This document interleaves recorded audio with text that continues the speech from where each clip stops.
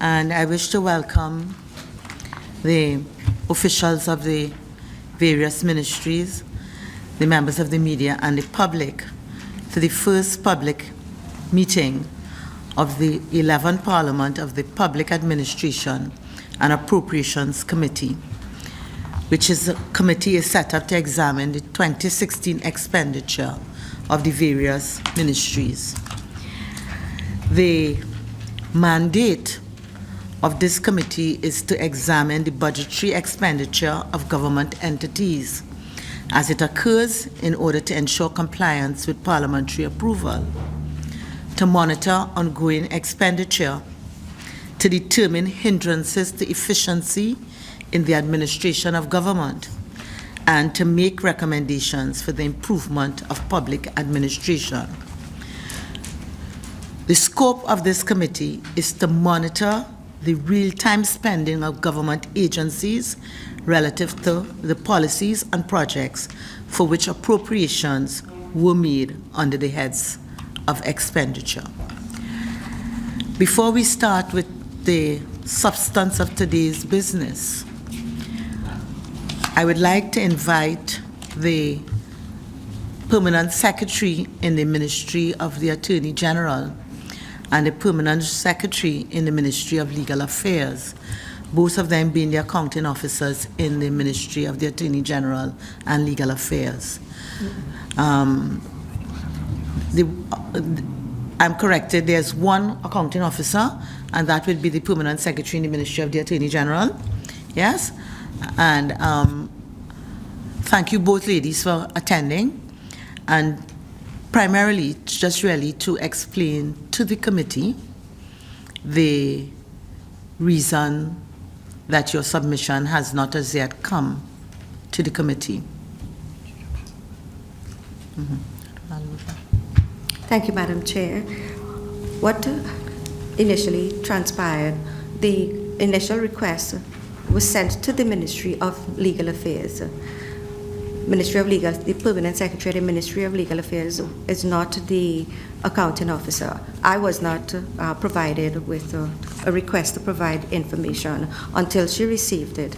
It was at that point that when it was eventually sent to me thereafter that we asked for an extension to provide a response. I think we had asked until yesterday was the deadline. We had asked until yesterday. We're still at this point still trying to put together all of the information. For the most part, we have most of the information, just that we are waiting some information from some of the other agencies in order to complete the report to be submitted. Okay. Madam Permanent Secretary, the difficulty that the committee faces is that while we understand the explanation that it may not have been sent directly to you as the accounting officer, it meant that I think the submissions were due the 11th of March. So we're very well out of time. And even at your initial request for the 12th of April, it appears that you still would not have been in a position to have met that time frame, which the committee considers a really very serious default, because even as of today, you still don't have all the information for, say, if the committee were minded to grant it for submission on Monday. Yeah, understood, Madam Speaker, Madam Chair, understood. In the midst, and it's not, in the midst of it, we've also had a number of changes in terms of the ministries. We had changes, and even at the PS level within the ministries, even at this week, we only had a new permanent secretary taking office. So we've had to get her into understanding what was being requested, which is what she has been trying within this last week, so that we are coming to terms with the information that has been asked.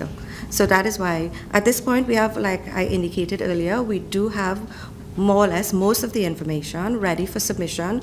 We just need maybe 2 further days or so to complete the information to be provided as requested.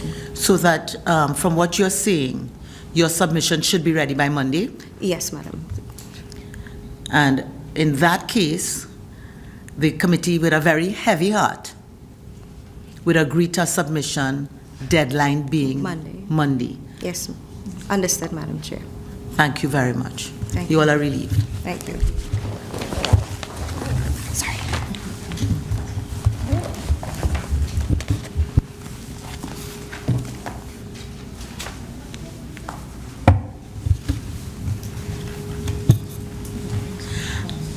And therefore, we will now embark on the substance of today's meeting, which would be to examine the expenditure thus far of the Ministry of Sport and Youth Affairs. At this stage, I would like to invite the members of the committee to introduce themselves while the representatives from the Ministry of Sports take their seats at the table provided for them.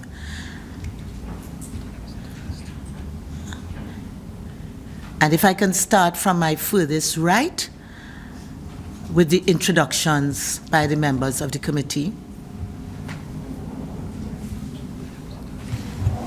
Clarence Rambarat, member. Alison Bash, member. Daniel Duki, member.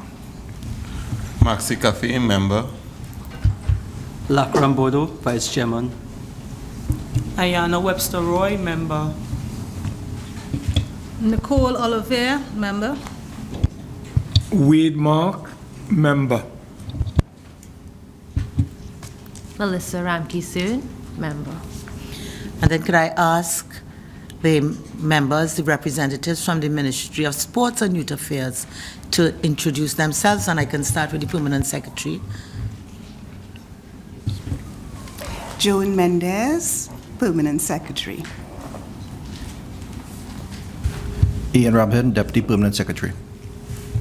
Adrian Raymond, Acting CEO, Sport Company of Trinidad and Tobago. Lyndon Burton, Acting Assistant Project Coordinator, Project Management Unit in the Ministry of Sport and Youth Affairs. Wilfred Fullerton, I'm the Project Manager for the National Facilities of the Sport Company of Trinidad and Tobago. Callistra Gregoire, Project Manager, Ministry of Sport. Shade Sergeant Hanif, Project Analyst. Thank you very much, and I am Bridget Anisette George, the Chairman of this committee. The purpose of this first public meeting is to examine the 2016 expenditure of the Ministry of Sport and Youth Affairs under the following subheads: current transfers and subsidies, Development Program Consolidated Fund, and the Infrastructure Development Fund. The committee is therefore desirous of hearing from the Permanent Secretary and the other key officials of the Ministry of Sport and Youth Affairs to discover the challenges being faced and to determine possible solutions to these challenges. The role, therefore, of this committee is to assist the Ministry to achieve efficient delivery of services while ensuring that expenditure is embarked upon in accordance with parliamentary approval. For the information of all, this meeting is being held in public and it's being broadcast live on the Parliament's Channel 11, Radio 105.5 FM, and the Parliament's YouTube channel, ParlView. Viewers and listeners can send their comments related to today's topic via email, parl101@ttparliament.org, Facebook, facebook.com/TTParliament, and Twitter @TTParliament. All the introductions having been done, I will therefore now invite the Permanent Secretary to make a brief opening statement about her ministry. Madam Permanent Secretary. Good afternoon, Madam Chair, and good afternoon, committee members. And I thank you for this opportunity to share some of our challenges, but as well to share some of our strategies in dealing with the challenges we have faced over the period under review. The ministry is in a transition period, having had the Youth Affairs portfolio returned in September 2016. We also went through another transition in that the regional complexes was removed and transferred to the Ministry of Community Development and Arts. During the period of assimilation, and of course with the attendant issues of mergers having to assimilate the youth affairs portfolio, we have faced challenges regarding our human resource staffing, record keeping, inventory management, and our asset management. As we bring all these different factors together, we are implementing systems to look at inventory control, as well as to develop certain policies and practices that can guide whenever we have merging of ministries or separation of the ministry and their portfolios. In November, the ministry received Cabinet's approval for the one-year action plan, and whilst at the same time of implementing that action plan, we have been undertaking some reviews of our policies and systems and work processes that might have been hampering the efficiency and effective operations of the ministry. We are also facing some challenges in implementation of our capital projects, as well as certain payments of outstanding commitments that have faced us during this current financial year have impacted on us in delivering some of our planned programs and projects for the fiscal year 2015-2016. As we move into a period of stabilizing some of the upheavals that change brings in a ministry, we have been engaging in some capacity building for our heads of divisions, particularly in areas of procurement, financial management, and accounting procedures. We are looking also at enhancing the capacity in our HR and accounts unit, and hopefully we will get certain funds under our training vote so we can also expose our audit section, which we know needs some building in terms of competencies and skills. During this period, and as we move towards the end of this financial year, we hope to commence our strategic review as well as transformation exercise, as the ministry is transitioning itself to be more policy and program management oriented, as well as to assume a more robust monitoring and evaluation and audit type of operation. So this gives you an overview in terms of the work so far the Ministry of Sport and Youth Affairs. Thank you. Madam Permanent Secretary. And I just wanted to start the conversation on a point that you yourself made very early in terms of the transition. And in the context of, we received on Monday, I think, a revised submission.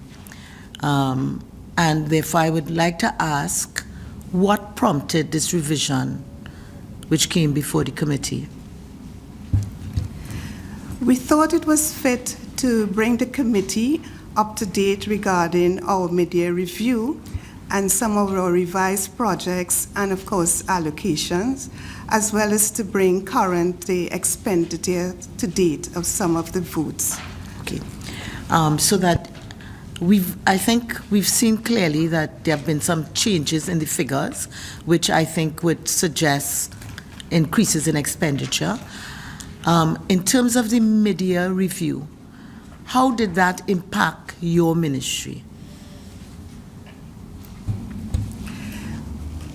Regarding the mid-year review, we had focused on our operating costs and expenses, so we had to engage in a line-to-line item in terms of reviewing our expenditure. In certain areas that was very tight, we had to cut, and hopefully we will be able to transfer back into some of the votes.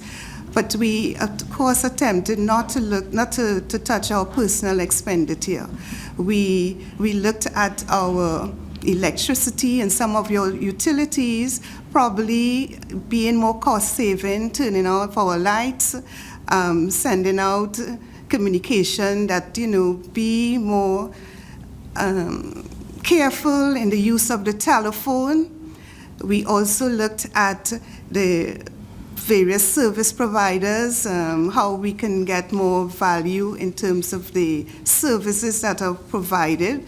We are in the process of advertising very soon a pre-qualification list, so we'd be able to capture various service providers and various services that the ministry requires from time to time, and to come up with a more cost-effective way of managing our contracts. What are some of the other areas? Unfortunately, we had to look at training, and this is very crucial because as we recruit new staff, we have to acclimatize them to the culture of the ministry, the systems, of course, our code of conduct, the necessary regulations, and in conducting training, of course, there is a cost in providing trainers and the cost of materials. One of our issues is the whole situation of short-term employment, because much of the staff, unfortunately, in both the sport division and the youth division have been on short-term for over 4, 5, 6 years. It's a very frightening situation, a very challenging situation, particularly for the person who comes out from an HR background. It presents an industrial relations challenge. Okay, thank you. And I just would like to ask one question before I open the floor, and it's with respect to a comment in your submission referring to your internal audit unit. And there's a statement that it's currently understaffed, and the complement of human resources lack expert skills in forensic auditing and value for money auditing. And therefore, I would like to, if you could assist the committee in understanding then, having regard to having made this statement, how then do you assess the effectiveness of your audit unit, and how do you ensure transparency and value for money in light of those challenges? Madam Chair and committee, I will answer part of the question, and then I will ask my Deputy Permanent Secretary, who has been spearheading a project in terms of re-engineering our procurement and financial system, as well as audit system. Yes, we do have the challenge in the internal audit, but I will say it's a systemic problem throughout the public service, in that the role of the internal audit has evolved. We are in a situation in terms of technology and, of course, sophisticated persons who may know how to avert and do things that contravene the regulations.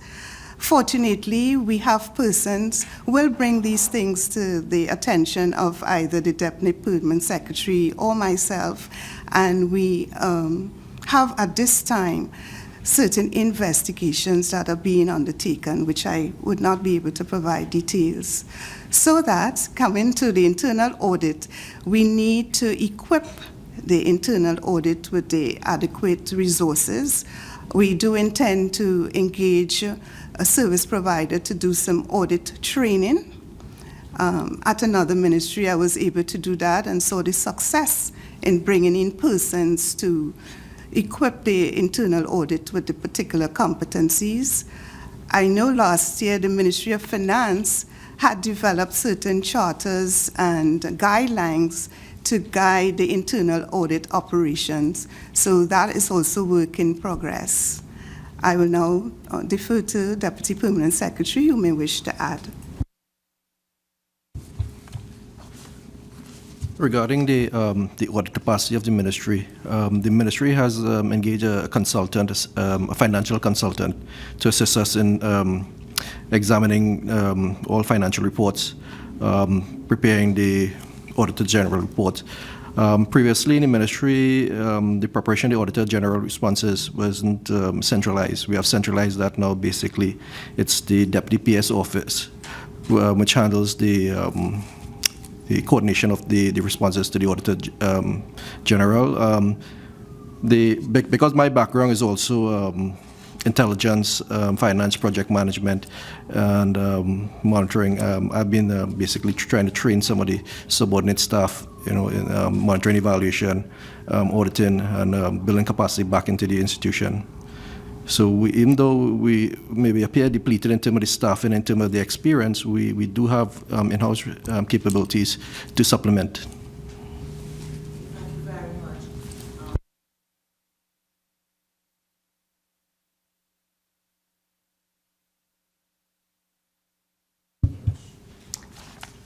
Good afternoon to the panel of the Ministry of Sports and Youth Affairs. Let me just add to Madam Chair and say thank you for sticking with the committee's deadlines and submitting and seeing it fit to send a revision after hearing the mid-year review. So I do thank you for that added information. We are a bit tense in the room right now, but money tends to do that, right? So I want to dive straight into the submission that is on page 4, which deals with how much money was transferred in relation to 011/01, which is the Brian Lara Stadium. And if you can just share with me, because in the first submission there was nil, and then it was released approximately 34 million. And then I would also, in that same page on number 2, it speaks about a repayment of a loan facility from the First Citizens Bank Limited for the Brian Lara Stadium. So I would like to know if that payment, that 33 million, incorporates that repayment loan, and if not, or if so, you can just give some details on it. As well, let me just ask one more thing in terms of money and the revision that was submitted. A new project was submitted, project number 094, which deals with the construction of swimming pools. And in the old submission, which was dealt with also project number 096, which dealt with upgrading of swimming pools. I noted on 094, though, the project was exceeded its approved budget. So we're actually on a variation about $87 million, and I would like to know why we have reached this, or if you could just clear up this information for this committee, please. Thank you. Yes, Madam Chair, regarding the payment of the Brian Lara, we are financing a loan that goes up to 2019. So that was the installment that was due, that you would have seen reflected there in terms of that figure. Just a supplement to that, in light of the present situation where there's a promise to deliver the completion of this project in 2016, and it has an amount of $10 million, does this loan take that into consideration if it's... This loan, it's regarding the original project. The project, in terms of the completion, this is in progress with UDICOT, and we are now finalizing that arrangement. Yes.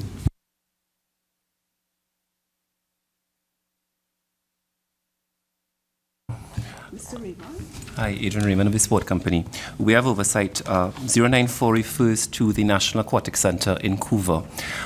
Part of the variation would be an expanded scope of works at the facility.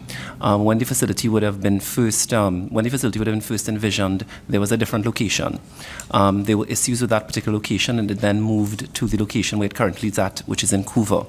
What also occurred as well is that there was also an additional facility put into that to the aquatic center, which was the diving pools and the dive facility as well. In addition, there was also upgrades that would have been done to the facility, where we got a very much more modern system, which is the MSYA system, which is the internationally the most sound international system you can use for aquatic, and giving us good FINA certification. FINA is the overall body responsible for the certification of aquatic centers and competitive pools across the world. And then in addition to that, what we would have also have done would have been an upgrade, and part of that would have been at the aquatic center as well, furniture, fixtures, and equipment. Previously, there would have been the equipment would have all have come out of one particular area, which would have been out of China. The issue would have been a question of the warranty on that particular equipment and how difficult it would have been to get that equipment. So we'd have upgraded. It would have been a little bit more expensive at the upfront, but it would have been easier replacement later on. In addition, because we were trying to standardize the sort of equipment we had across at all the facilities, it meant that we would have been able to benefit from economies of scale in the procurement process. So therefore, we would have had a better price point on those, as opposed to always having to head to one supplier or one particular area to change out. Because no matter how well we take care of those facilities, at some point in time there are parts and equipment you're going to have to change out. So it was more down the road sort of thinking. Thank you for that explanation. But this project is not complete. It is quoted here 95%, and we're already at $84 billion over our estimated approved budget. Now, this will definitely affect your financial stance in 2016. So would you like to let me know what you have put in place to cover this cost, or what projects you have stopped to cover this incurred costs? Because I figure you have to still add money to this now to complete it. Right. So. There are a couple of other facilities that are readily available to the sport company. We're in discussions with the Ministry of Finance in terms of how we're going to then allocate. And there were some projects that we would have suppressed as well in order to complete that. Part of the scope under that project would have been there would have been 6 facilities that would have been constructed. There would have been the aquatic center, the cycling velodrome, the tennis center, which you all would be familiar with, and a number of multi-purpose indoor state-of-the-art facilities. We'd have suppressed 2 of those facilities. One of the key reasons being is that we could not find land in which to locate them, so we'd have suppressed those as well. We also had an opportunity through an ANSA bond facility to build 9 regional sporting complexes as well. We'd have suppressed, I think, maybe 4 of those or 5 of those as well.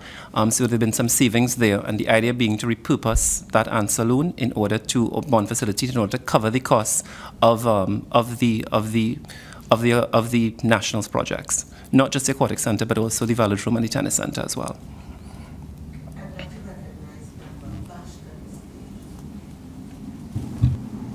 Hello. My question has to do with transparency, accountability, and value for money. My first question to you is, who constitutes the audit committee, and how often are internal audits conducted?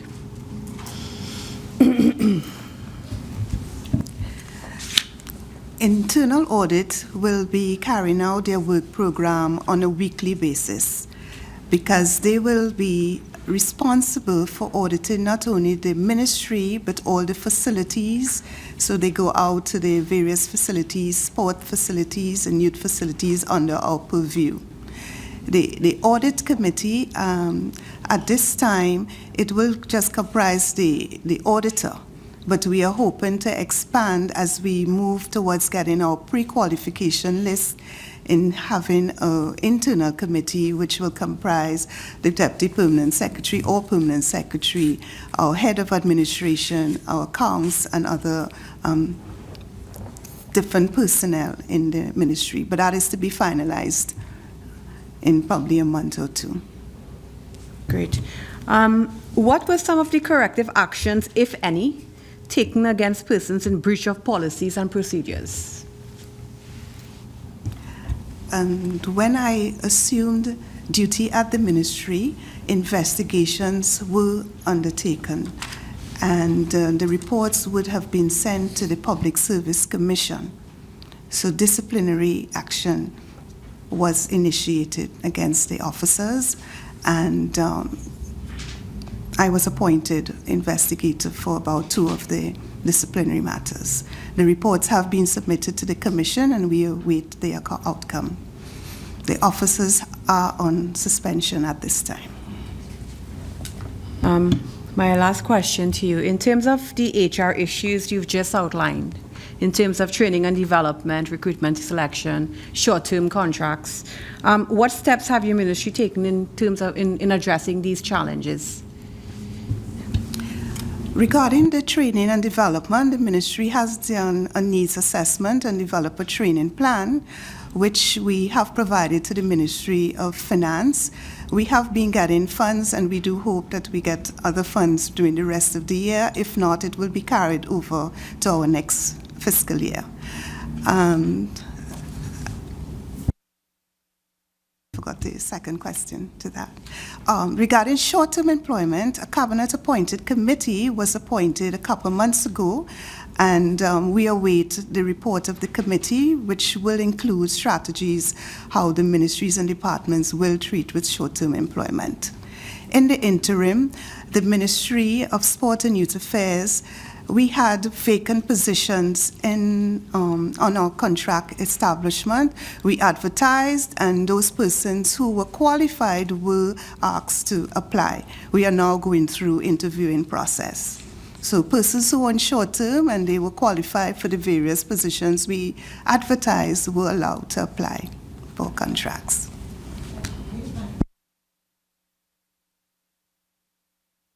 Thank you, Madam Chair. I have two questions. The first is to the Deputy PS. Could you enlighten me about the financial consultant who advises on the reports to the Auditor General?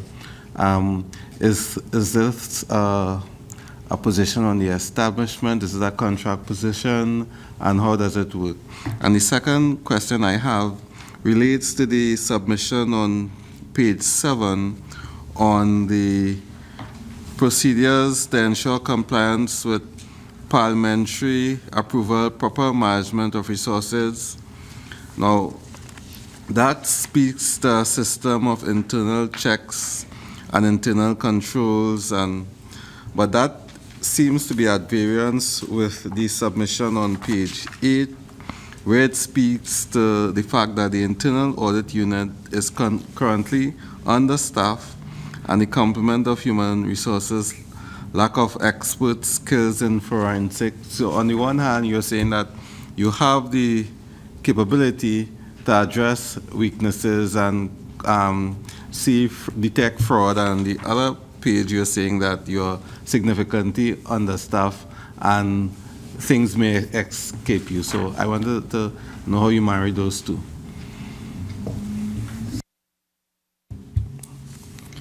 The position of financial consultant was a short-term engagement where the consultant was to come into the ministry, examine systems and procedures, execute training and capacity building for staff members, and also help us in terms of the backlog, in terms of the Auditor's General responsibility, because you know it was many, right? That person is a former auditor too, right? Very proficient in his work, right? The situation we had in the audit department is that the staff didn't have much experience. Now, the thing about it in terms of the internal controls, with audit, you need to have work. So after 3 months of work, the auditor would come in and evaluate more on financial matters, right? When it comes to project-related matters, the monitoring evaluation unit would go out and assess in terms of, tracking schedule, manpower loading, all these different things that, projects need to have under control to prevent cost overrun.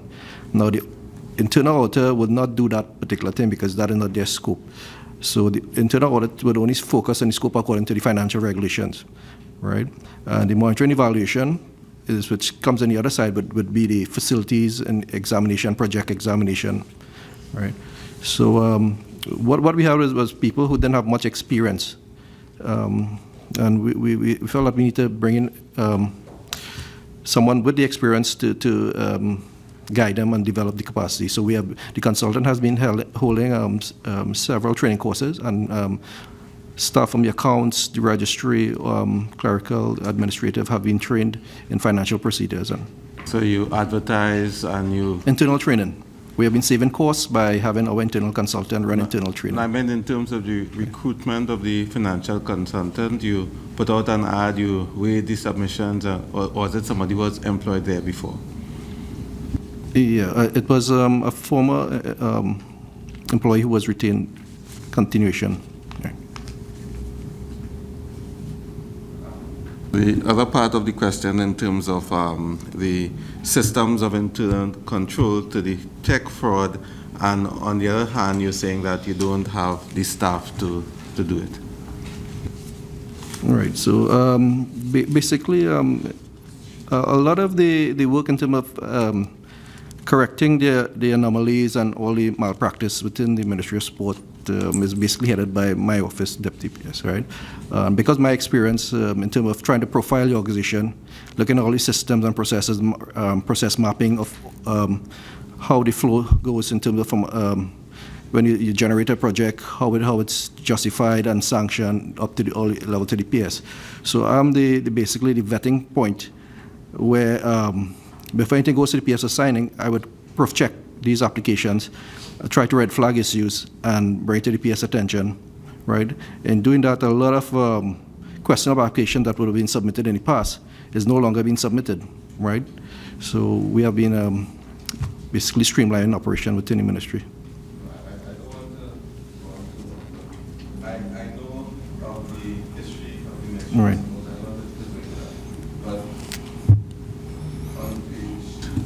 On page 9, I'm alarmed at the fact that you say that the internal audit unit is currently understaffed. The complement of human resources, lack of expert skills in forensic account auditing, value for money auditing, and you cannot give absolute assurance that non-compliance or irregularities do not exist. So it is alarming in terms of the Ministry of Sports and the history that situation still exists, but yet you give the assurance that you have the procedures to detect weaknesses and fraud.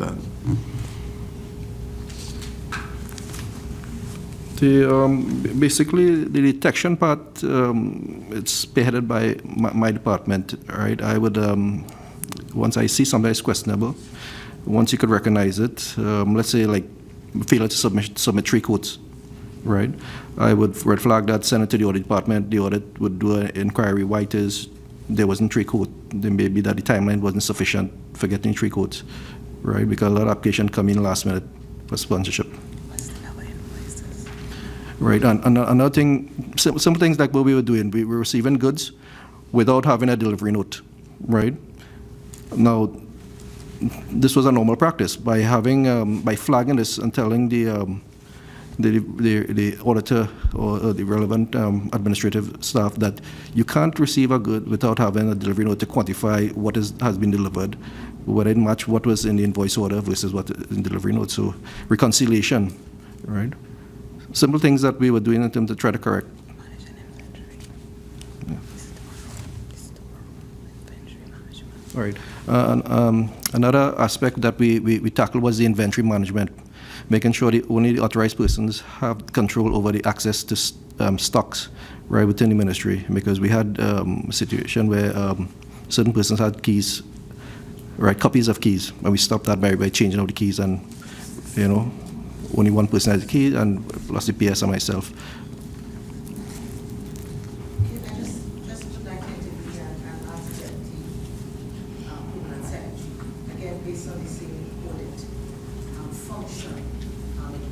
It appeared to me as if you are central to the audit function, even though you have an internal auditor.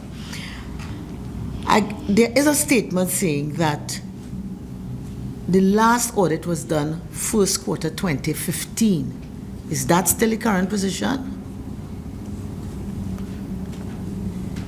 That would basically the first 3 months of the fiscal year, right? Which fiscal year?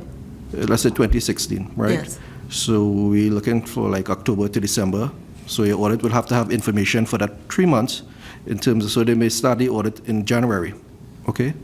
So for this second quarter that would have passed, right, they would have to wait on that particular 3 months to collect the information to do the reconciliation. Yeah, but your statement says the internal audit unit conducted a series of audit exercises during the first quarter of 2015.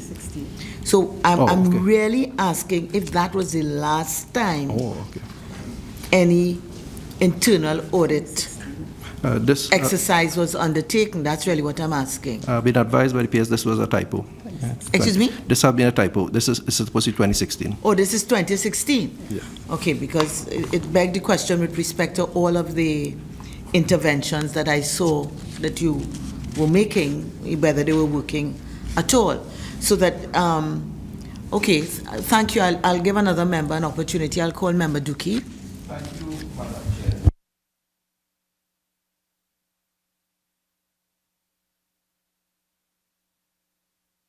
Regarding the audit function, are you up to your manpower strength?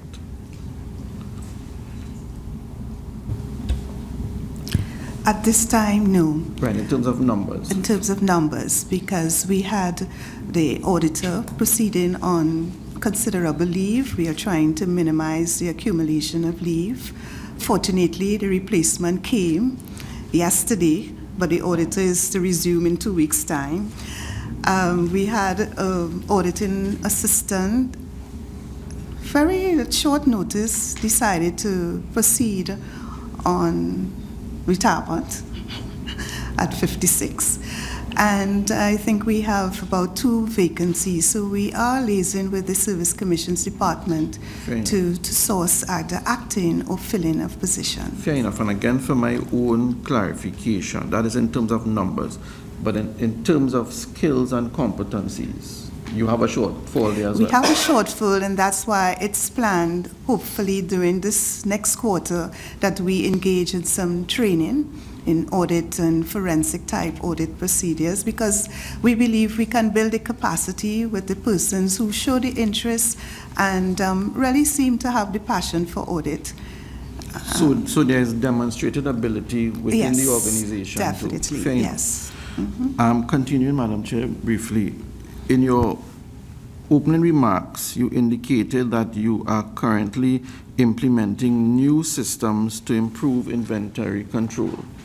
Could you give us some more details about those systems, and how do you plan to measure the effectiveness of those systems going forward?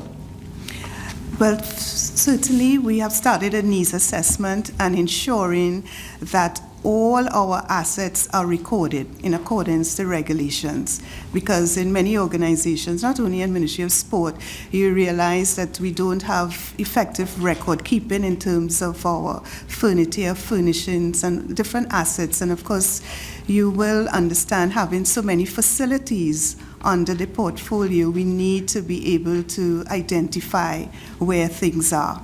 We are also implementing through our project regarding upgrading our ICT project that we will move in terms of a more approach regarding our inventory. It has started, fortunately, under the IT unit, and we hope to expand that system throughout so we can easily identify where item is. Right, and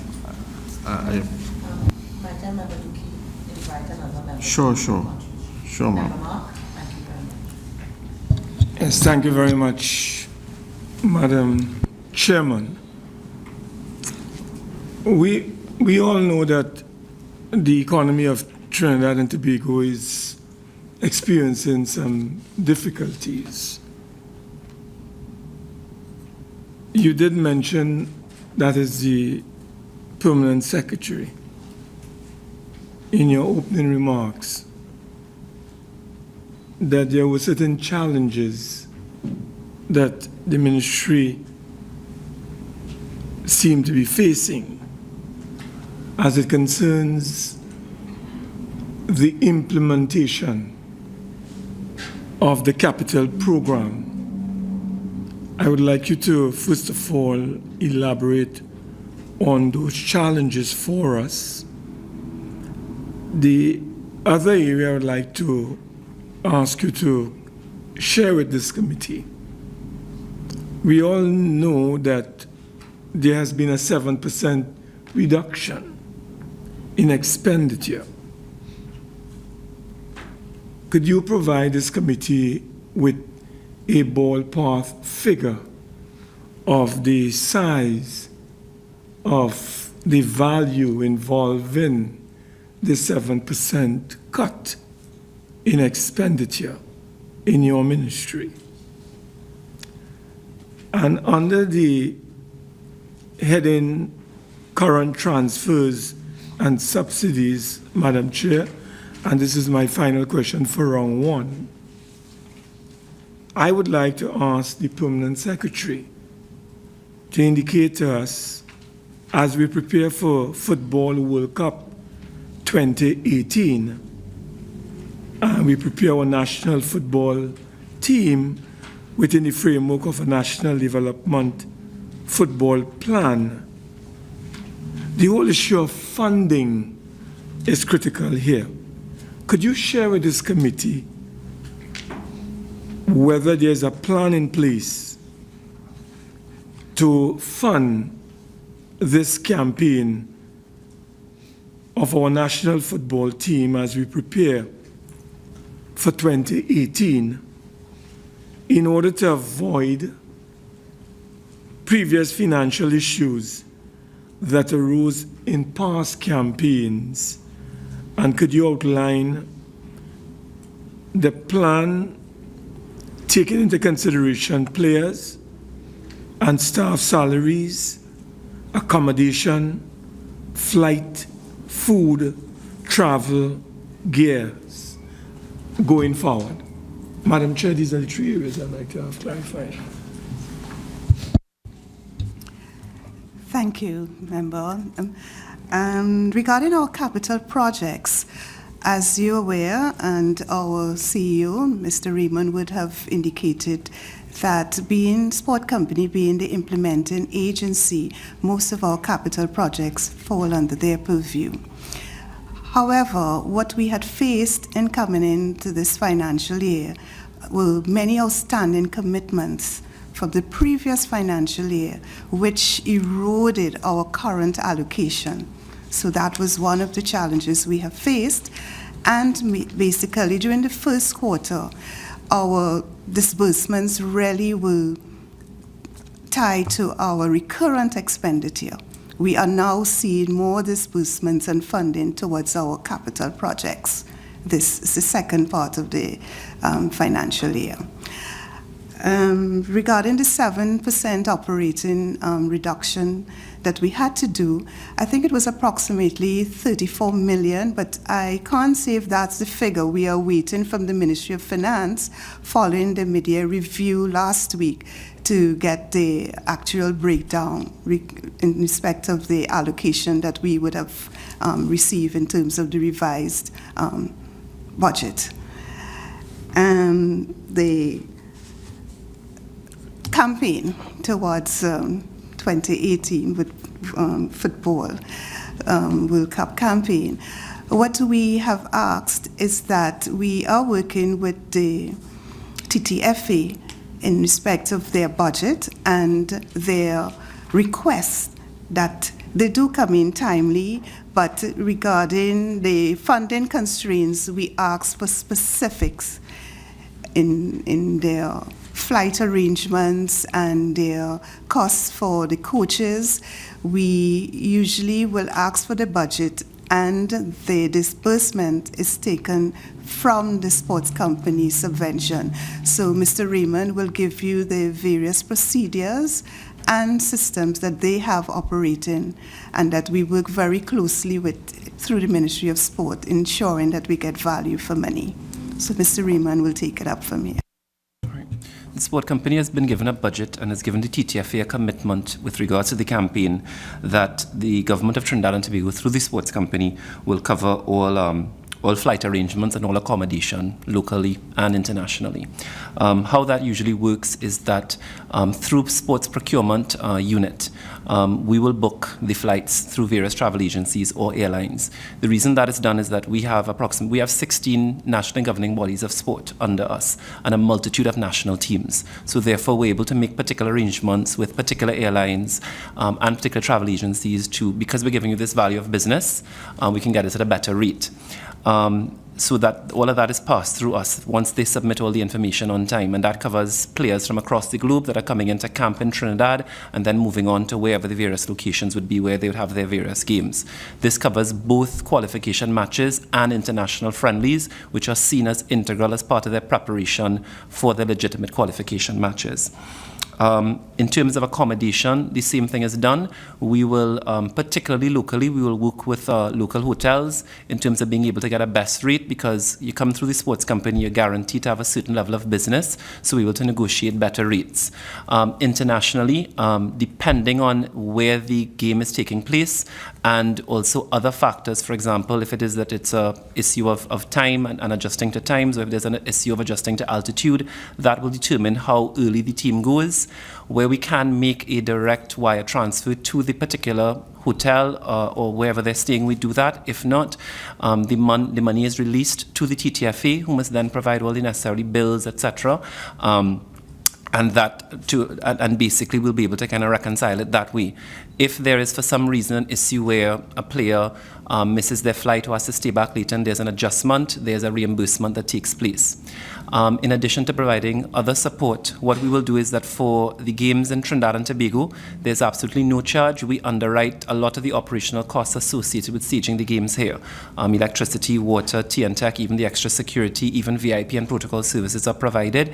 A member of the sport company sits on the local organizing committee with the TTFA. The idea being, if we can reduce as much as possible their operational costs, and Trinidad and Tobago comes in to support the team, the gate receipts can supplement and be a source of income for the TTFA to cover their salaries. Yeah? Right.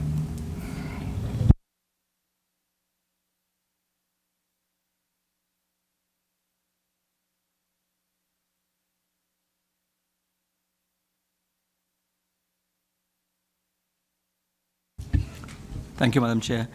My questions relate to the Youth Affairs projects on page 32 and 33 with regards to project 001 and 003, Save the Youth in Marginalized Communities and Youths in Especially Challenging Circumstances.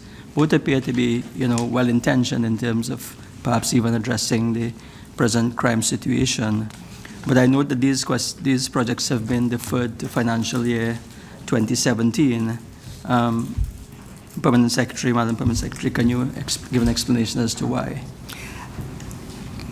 Thank you. As I indicated, in the period of transition, we had to get the various handing over from the previous ministry in respect to these projects. We are undergoing a review in terms of what would have been delivered in the project deliverables that would have been prepared. And also, we have determined that some of these projects, in order to save the money, we can collaborate with other agencies who carry out similar surveys. The tertiary institutions, they carry out certain research. We thought we can work with those institutions. We have other social service delivery ministries who have undertaken surveys, so we are looking and exploring those options. If I can supplement also, is the committee to understand in the interim that some of these activities are still going to be taking place? Yes, the review is being undertaken, and we are liaising with the tertiary institutions as well as Ministry of Social Development. We have a very important initiative, development of a youth employment policy, and we are collaborating with Ministry of Labour in treating with that particular project, and hopefully we can implement in fiscal 2017. Yeah. One further question, if I may, Madam Chair, and it relates to the sport development officers, and I note that there are 36 sport development officers. Can you indicate to the committee how these officers are allocated throughout the country, and also what is done to ensure, what are the objectives, and what is done to ensure that the country gets value for money in terms of the deployment of these officers? Well, as of March 31st, the contracts had ended, the 3-year term of engagement. The actual job description and specification is under review. As I indicated at the introduction, the ministry is transitioning into more policy-oriented monitoring and evaluation and auditing. So the work of the sport development officer has to be changed in keeping with the new thrust of the ministry. Formerly, the work of the SDOs dealt with the community and engaging in projects with different organizations and clubs. What we are hoping in the transition ministry formation, we will be empowering those agencies to do the work rather than the ministry being the implementing, executing sort of entity. So as I said, it's a period of transition, and we are looking at a review of the job description and specification of the sport development officer. Thank you, PS. Member Oliver. Thank you, Madam Chair. The question I have relates to the oversight of entities which are recipient of subventions from the ministry, in particularly the sport company. I recognize that the sport company is the implementation arm of the ministry and is responsible for the capital projects. Now, in your response as to how you assess the effectiveness of these entities, you indicated that you review the monthly and annual reports. So my question really is twofold. In terms of the ministry itself, are your annual reports that are to be submitted to Parliament, are those up to date? And in terms of the sport company, have you received those annual reports as well with audited financials? Are they up to date, and have they been submitted to Parliament within the stipulated time frames? Thank you, Chair and Member. We are in the process of bringing all the administrative reports for the Ministry of Sport, of the then Ministry of Sport, as well as the sport company. We should be approaching Cabinet next week for the outstanding reports for Sport Company 2013, 2014, and followed by the following week, 2015. The outstanding reports for Ministry of Sport and Ministry of Sport, I should say, is being finalized as well for submission. But I will pass to Ms. Gregoire, who is in the process of preparing the report, so she can provide some details. Good afternoon, everyone. In terms of the Ministry of Sports report, the administrative report, as indicated by the Permanent Secretary, the fiscal years for 2013, 2014, and 2015 has been drafted, and it's submitted for review. Once I get the directive to proceed, we would submit the administrative reports to the Cabinet for approval. Well, with that being the fact, then how can you assess the effectiveness of these entities, given that you are now reviewing the reports? Is it that over the past, I guess since 2013, that no administrative reports and certainly no audited financials have been provided for the sport company in particular? Let me try and answer that. The sport company has been up to date with regards to its audited financials. The situation that we faced is that from August of 2014 to April 2015, there was no active board. So even though the audited financials were completed for 2014, we weren't able to have an AGM, in which case the shareholder corporation so could accept the audited financials. That was done this year for 2014 as well as for 2015 in February of this year. And because of that, because you have to have those approved audited financials being a part of the administrative report that goes before the Ministry of Sport, we weren't able to do that. Because we now have had that happening, because we now have an active board, we've done that. So the administrative reports would have been completed and submitted, but there would have been absence of the audited financials. That has now been done. But what I can say is that regardless of that, all the monthly and quarterly reports that were required under the State Enterprise Performance Monitoring Manual would have also as well been submitted on time to the Ministry of Sport as well as the Ministry of Finance, and that may have helped in some of the monitoring and evaluation. In addition, I would want to add, we work very closely, almost on a daily basis. We are in communication with the sport company, CEO. I think he gets tired of hearing from me. But we have to do that, basically, how the economy is running, and also to keep on top of various activities that are happening either at the ministry or in sport company, and also to get best value. Many times we have to engage in some activity in Ministry of Sport and Youth Affairs, and we will collaborate with sport company who can readily get the resources going. So in coming back to your point in monitoring, I play a very active role regarding the financial statements that are submitted through Ministry of through us to the Ministry of Finance. And if there are any anomalies, any certain challenges, the CEO will bring it to my attention, or need be, if I have to raise any issue with the CEO and sport company, it is done. So it's really constant communication. Thank you, Madam Chair. I have two follow-up questions. One in relation to the question that Dr. Bodo posed in relation to the youth affairs. It was submitted by the committee that one of the projects that would be embarked on would be Save the Youths in the Marginalized Committees, and allocation of $1 million, was approximately $1 million was allocated to that. I would like to know if this would be one of the projects that will be embarked on, and how many communities would you be looking at? Thank you, Member. Actually, the $1 million allocation is an outstanding bill we have regarding that project that we are waiting Ministry of Finance to disburse funds. As I said, we have a couple outstanding commitments for service providers and consultants, so we would have allocated that $1 million to clear outstanding bill.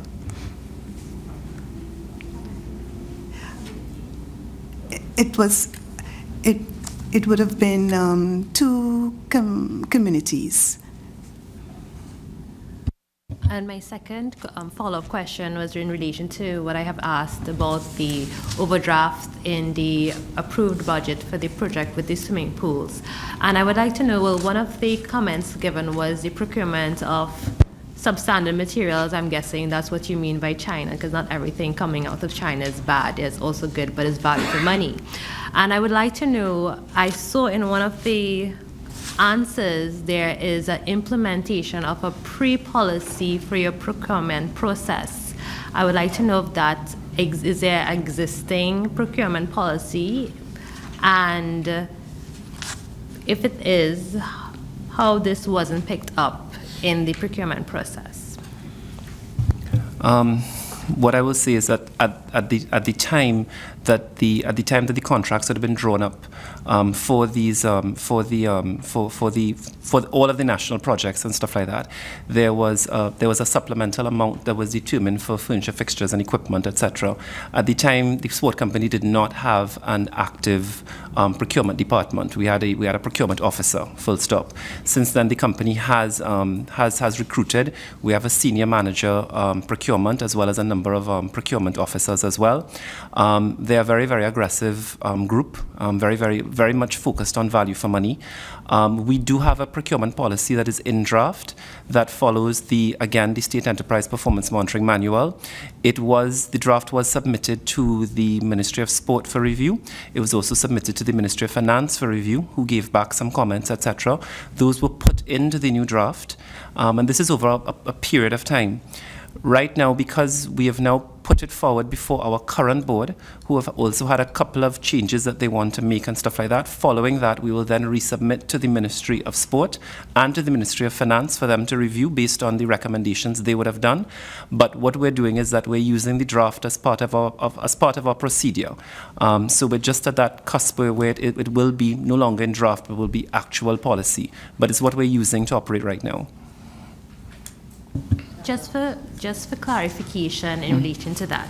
So we're at a draft stage in the procurement process, and we're also selecting contractors and bidders based on a department view or based on.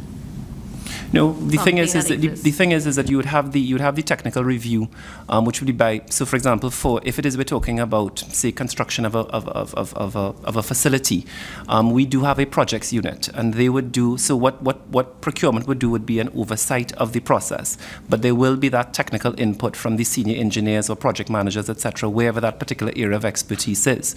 Where procurement comes in is to make sure that the processes and procedures have been followed, that we're getting the necessary quotes and that they're followed, and they're providing all the very necessary information, that they're pre-qualified, that they're registered, and that they cover basically all the tenants under the policy that has been followed through.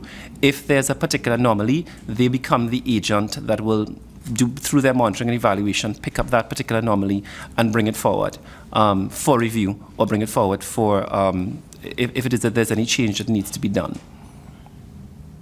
Does that answer you? Yeah. I'm not sure if that's what I'm trying to get out of you, because in the response on number 8, you are speaking about establishing a list of limited number of suppliers or contractors, and I want to know if you're not following a process right now because you're not draft stage. What are you doing, or what are you following to select these contractors or these bidders? Because it's not open tendering. This is a selective group that you're now narrowing down, maybe 5 people, 2 people. That's what I'm asking. I think the Permanent Secretary might be better equipped to answer that. In respect to that response, it's really dealing with our process at the Ministry of Sport and Youth Affairs, not sports company. So DPS, who is spearheading that initiative, will speak to that issue. Okay, thank you. Basically, looking at procurement, the Ministry of Sport, even before just after the Procurement Act was announced, we basically started our research, and we have basically advanced pretty much in terms of having draft instruments within our guidelines, so that when the procurement authority sets up, we will be ready to roll. One thing that value for money coming from the energy sector, project monitoring oversight, right, where you engage third party to vet projects as they're being executed, from basically the planning, the design, commissioning, all these phases going through. Big problems happen at the planning phase, where projects are planned and you're not too sure what's happening in the execution. Typical example, we build facilities without a business plan. So when we write a startup, we don't know how we're going to be making money, right? So from the oil and gas sector, you don't do that. You basically have to start with a business plan, whether it's feasible or not to proceed. Big downfall with how government operates. Based on my background, I would have, we already have implemented certain things, put certain guidelines in place in terms of when we execute projects. We have to have frequent monitoring oversight, site visits, right? Checking the quantity and quality of material as delivered. Same thing like you pay for equipment and you're not sure if the equipment is broken down on site, right? The spread rate of the equipment, the manpower loading on the site, how much workers you have on the site. Sometimes it's padded. So, we basically setting up that system right now. We have it being advertised. Actually, today is going out. And once we get these independent parties now come in, we will be able to engage them in terms of having the monitoring and value for money assessment. One thing Sportity could advise us is that we did one project actually where the bank would have engaged a third party. And Mr. Raymond, he could basically elaborate on how that would have transpired in terms of bringing value. The bank. Sorry.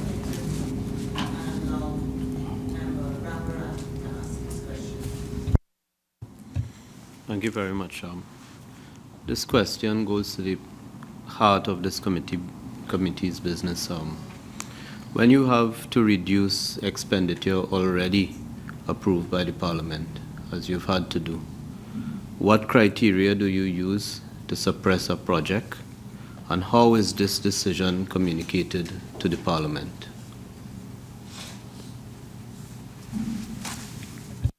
Madam Permanent Secretary. But basically, for the operating and recurrent, you will look at your overall work program. We will have the various divisions would have provided their work program, and you will indicate in terms of priority which are the plans and the projects that you need to have done to fulfill the objectives that the ministry has set or has been set up to do. Regarding in terms of communicating to Parliament, this will have to be, I guess, through Ministry of Finance. We would provide Ministry of Finance a revised list of our projects and programs, and in compiling, the Ministry of Finance will provide, I think, overall for all ministries and government departments, the revised, prioritized projects. But I would want to add, when we had to do our 7% cut, it was a very collaborative approach between not only the ministry but with sport company. I think we sat at the table for almost 4 or 5 hours and really looking at what would be the impact if we remove these projects or community programs. You know, we need our community programs, but how can we fill that gap if we remove that?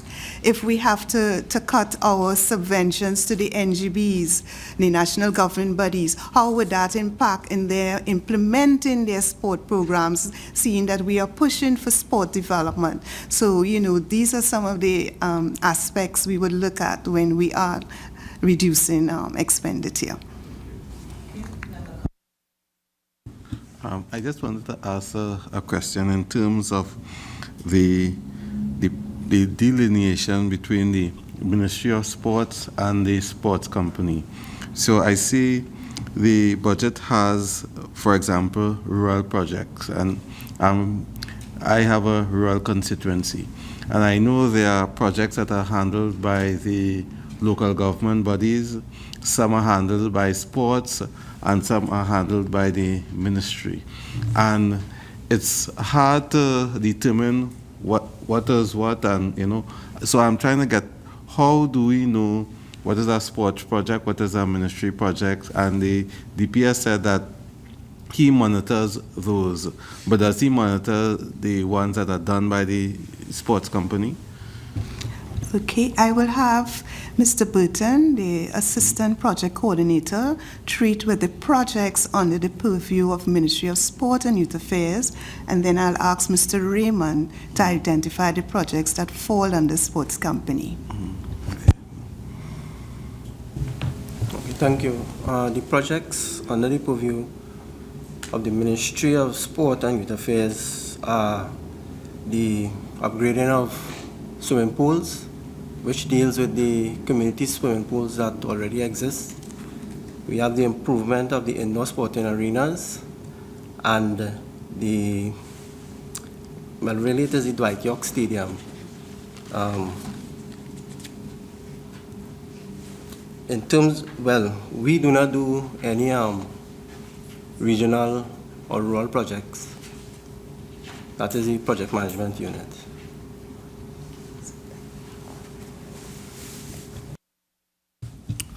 To answer your question, the Sport Company of Trinidad and Tobago, among the many projects we have to do, would be the upgrade and rehabilitation of corporation grounds, which would take place in rural communities as well. In terms of how the Ministry of Sport does a certain level of monitoring and evaluation where that is concerned, ever so often, at least once a quarter, sometimes twice a quarter, members of the ministry's team, and sometimes even members of the Ministry of Finance as well as the Ministry of Planning, will go on site visits to various projects across the country. That is usually determined at random. They may determine that they want to go to this particular project or that particular project, and apart from which, through the Permanent Secretary as well, we provide information in terms of how we spend under the IDF, and it gives also an update in terms of the completion rates and what has occurred under the various projects under our purview. So there is both administrative oversight through the submission of reports, etc., as well as there is practical oversight because there are site visits that are made by members of the ministry's team. Mr. Raymond, how frequently are site visits done, if there is a system, and when last would have been site visits to any of these? Generally, I know that at least once a quarter, sometimes twice a quarter. I can't say that it is necessarily systematic per se. I think sometimes it depends on the life cycle of the project. So, for example, if it is that there a situation where the walls go up or a pavilion goes up, etc., and that kind of thing, there would be at that point in time a need for a visit, because sometimes depending on the work that's being done, to the human eye, you're not really seeing much. So a lot of times it depends on where the project has reached within the contract period in terms of completed works. Was the last site visit to any of the projects? If you could give me the last site visit as relates to each project. As relates to each project? Yeah. Oh, we have approximately 30-something active projects under us right now. So I can't give you a listing of each one. I don't have that information right now. There may have been one, I think, within the last quarter. Okay, so could I ask then for that information to be supplied in writing? No problem. To the committee, yes. And we will give you till the middle of next week to have that presented to us. No problem. You have a follow-up question on your question, Member Coffey? Yes, I'm happy that you raised the issue of site visits. I want to give you a practical example. There is a project, a Ministry of Sports project in Las Lomas number 3. Las Lomas number 2. And there's a big sign, it's a sports project, the renovation of the Brazil Recreation Ground. Now, the Brazil Recreation Ground is in Brazil. The sign is in Las Lomas number 2. So I want to know, when you do a site visit, did nobody recognize that the sign was in the wrong place and the expenditure that was earmarked for the Brazil Recreation Ground was actually, well, I don't know whether it was spent in Las Lomas, but that's where the sign was.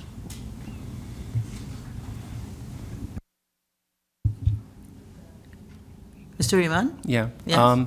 I don't have the specifics of that, but I can investigate and look into it. Thank you for pointing it out, and I will reply in writing.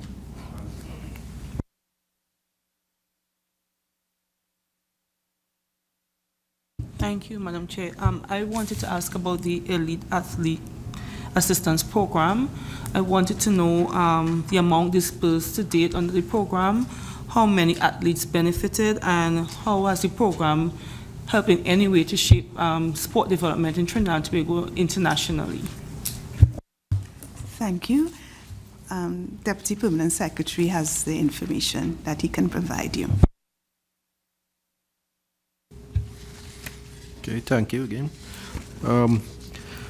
Basically, in looking after the elite athletes, we have those who, in certain categories, the top 10, top 30, but there are those who are aspiring also, who can make the cut and make the move to elite, and those are being given grant funding also, right? So basically the EAP, which Elite Athlete Assistance Program and grant funding disbursement, right, for the fiscal 2015-2016 was $1,111,800. Right. When you tally up that's basically grant funding, right? When you look at the total, okay, the elite would be $1,543,750. The total to date for both grant and elite, $2,805,770.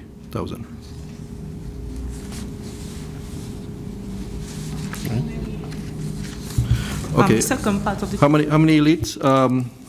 We have in the breakdown. We have 20 elite athletes, right, who have received the 1.5 so far, and we have basically 26 receiving grant funding, right? Now, the thing about the grant funding is you have a lot of those who may not be in the elite, but actually making the points to move up and qualify for Olympics. So we basically prioritizing for this period those who can qualify for Olympics and assist them as much as we can.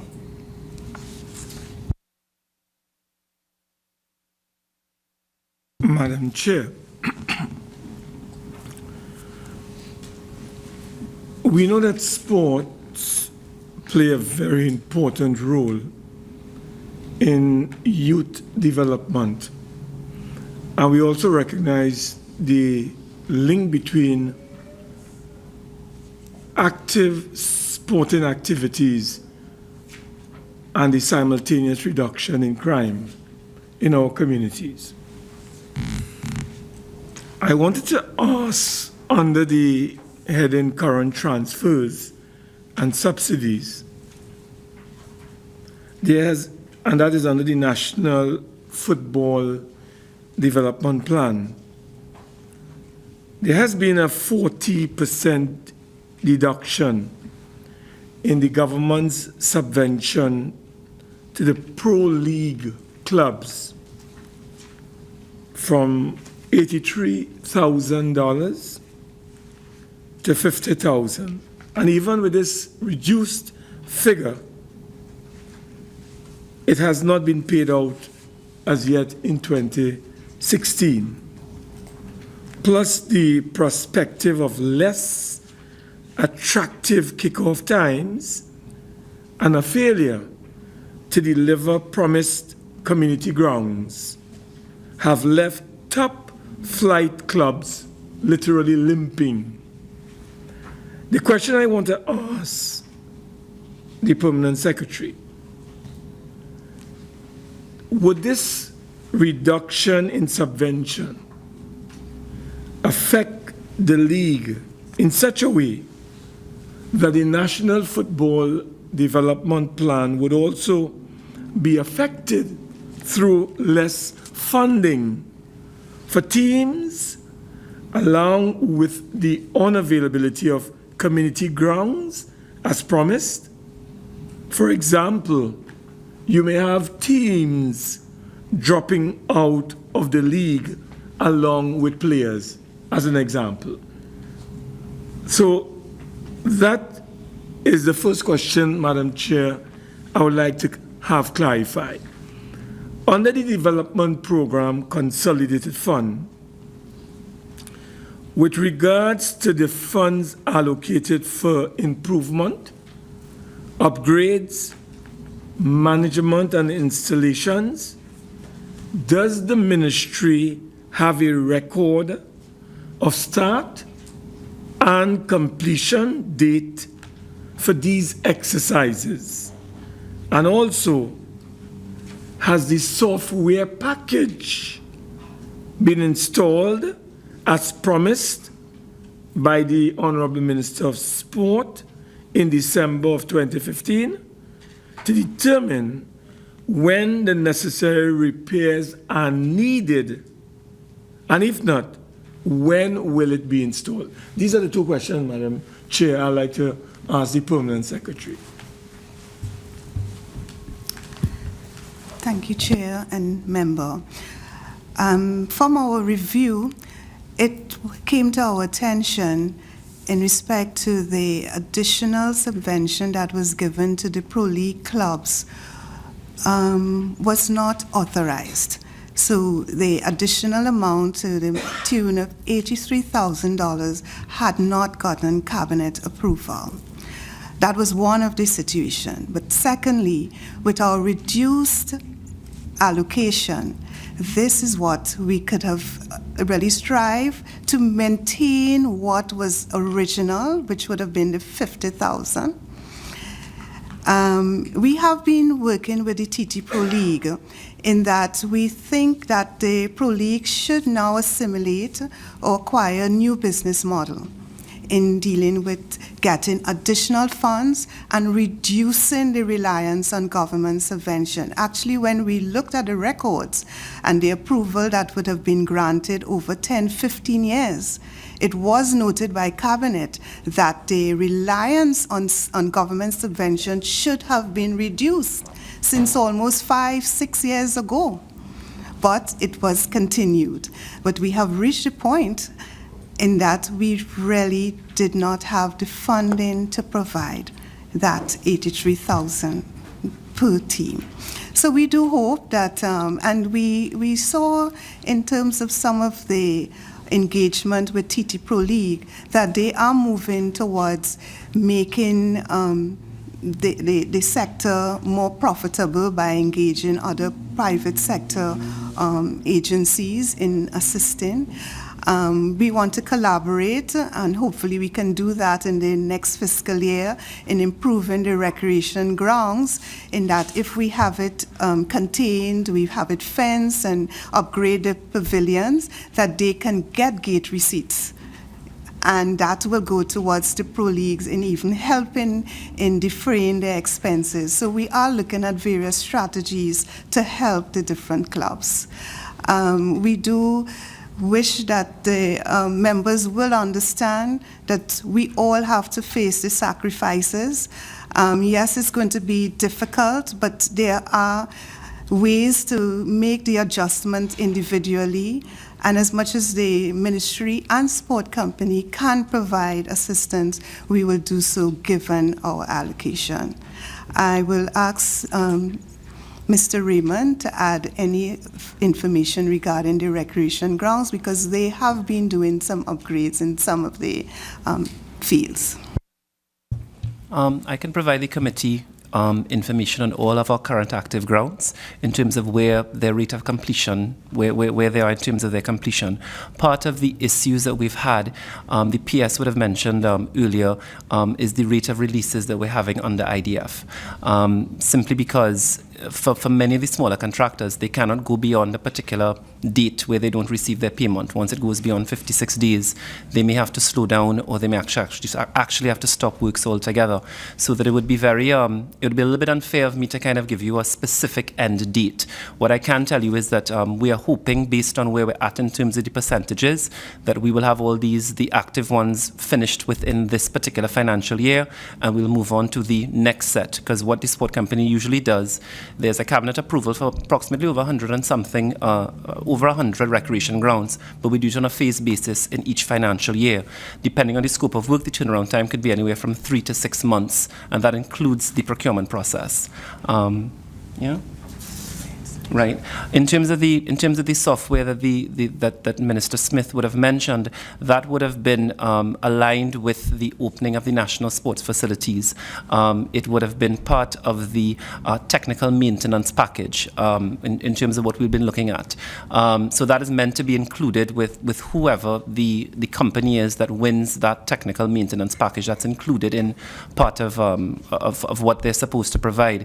What we would expect is that the software package is fluid enough that it cannot, well, it has to be, because we're looking at the Nationals project as a whole. So you're looking at a tennis center, a cycling velodrome, and an aquatic center, in addition to a multi-purpose facility in Sandy Grande. So once the software package is fluid enough, it is something that we will want to utilize across the board at all of our facilities. That's part of it as well. So it is coming. We would expect that either before the end of this financial year, or certainly early within the next financial year, that software package will be up and running. Madam Chair, as a follow-up,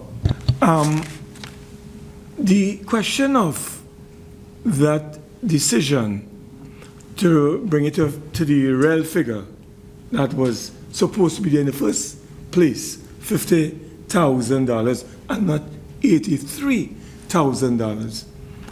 An analysis would have been done in terms of the costs and the benefits of that new law or that new figure on the overall operations of the Pro League.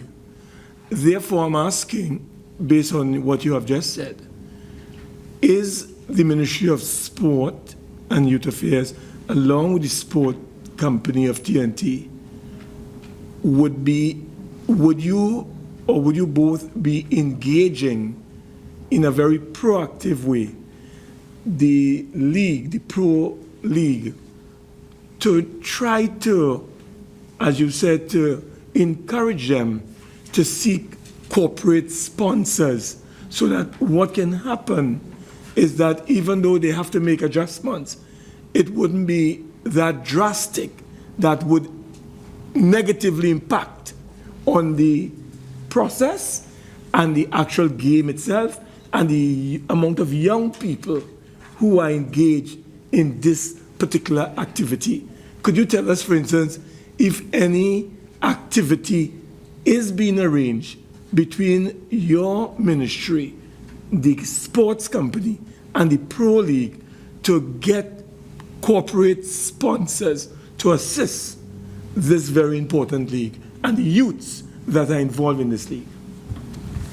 Madam Chair and member, we have had 2 meetings with the TT Pro League engaging in that similar conversation. We have a project that we hope that we can embark upon, which is called Sell Sport. So we are hoping through sports company to have an expo, and we can market the various sporting disciplines. We will invite the TT Pro League and bring in the business sectors to see if we can build that synergy and, of course, that engagement between public-private relationships. So we do have some things that we are looking and doing our brainstorming at the ministry and at sports company, how we can help meet the deficits that not only the TT Pro League, but some of our NGBs will be facing with our reduced allocation.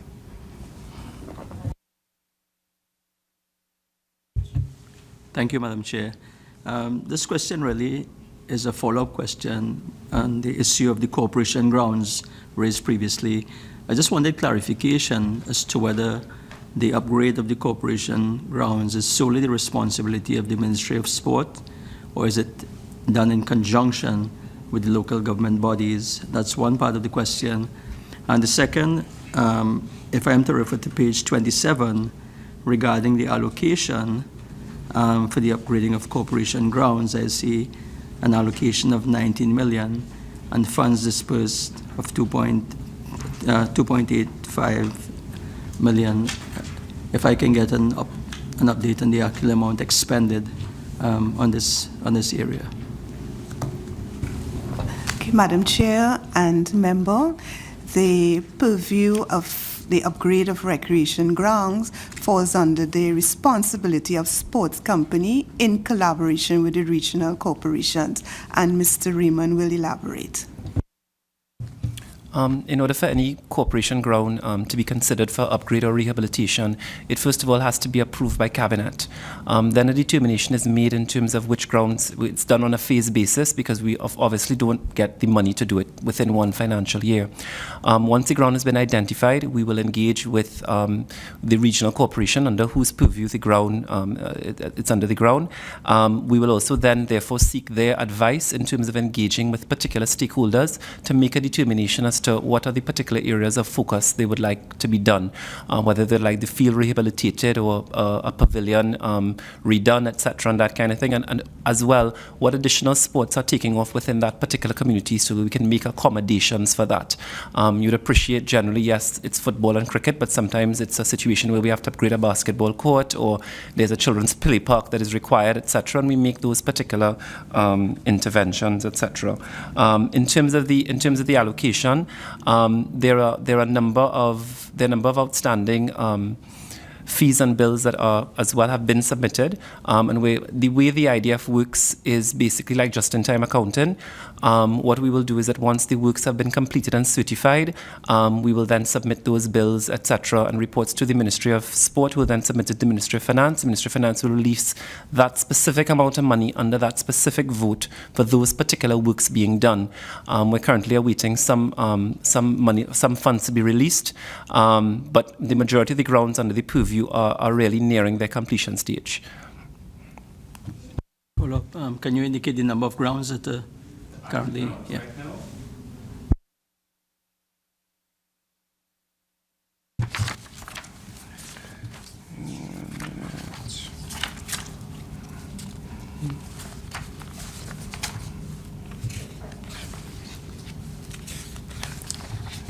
Uh, 14. Yeah. Thank you, Madam Chair. I would like to ask about project number 121, which is the Dwight York Stadium. And what was presented to the committee Approved cost, $760,000. Percentage of project completed, 0%. Financial allocation for 2015, $500,000. Did I read that correctly? Just clarification. Thank you.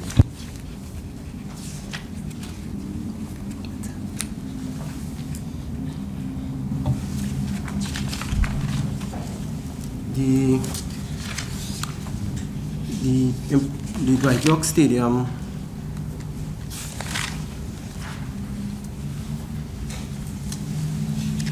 we have an issue there where there's major upgrades to be done at that facility, and the works we undertake now is to keep the facility up and running until such time as the major works can commence. For this financial year, we have not started any work at the Dwight York Stadium as yet. That project is under review, and well, that's where we are with it. What I would like to add is that we are partnering with the Tobago House of Assembly, who fortunately had some funds, so some upgrades had to be done with the mass lighting and some of the areas regarding maintenance. So they are assisting through the sports company, providing project management services. I think the work would have been completed because we had some games about 2 or 3 weeks ago. So we are looking not only within our allocation, but also working with the Tobago House of Assembly in getting some of the works undertaken. Okay, thank you. Just for clarification, the $500,000 is maintenance costs, and the $760,000 that we would like to get is upgrade costs. Is that what you're saying?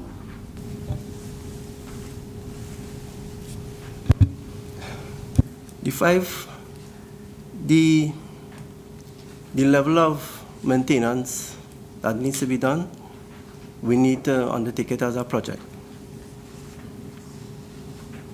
We had to do some adjustment to the scope of the work to meet the allocation. And well, like I said, that's where we are. Just to follow up to Member Ankison's question, why do we have to wait for it to get to that extent of disrepair? Is there a schedule in place, a maintenance schedule in place? Will I have to wait till it get that bad and then say we don't have the funds?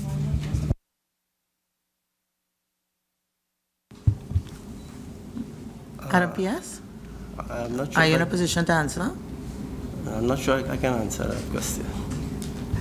But this is the proactive approach we hope that we are taking now in setting up some maintenance schedules, and hopefully if we really get that software package, those are some of the systems would be put in place for all our facilities, so we wouldn't reach that point, that we will know what are the early signals of areas that we need to have interventions and get the works done.